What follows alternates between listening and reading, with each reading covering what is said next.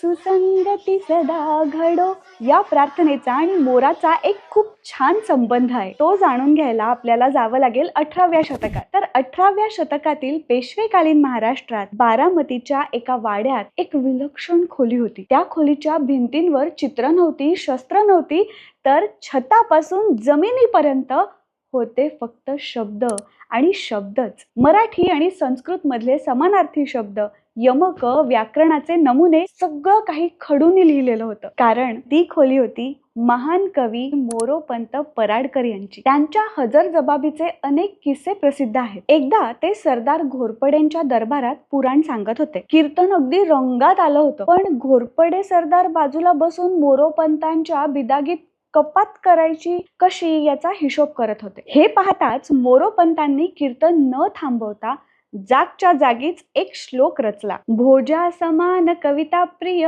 कर्णा समान दानशूर घोरपडे, ऐसे असता माझ्या बिदागीचा, का तुम्हास घोर पडे. म्हणजे तुम्ही राजा भोजासारखे कलेचे चाहते आहात आणि कर्णासारखे दानशूर आहात, मग माझ्या छोट्याशा बिदागीची तुम्हाला एवढी काळजी का वाटते? बिदागीचा अर्थ काय?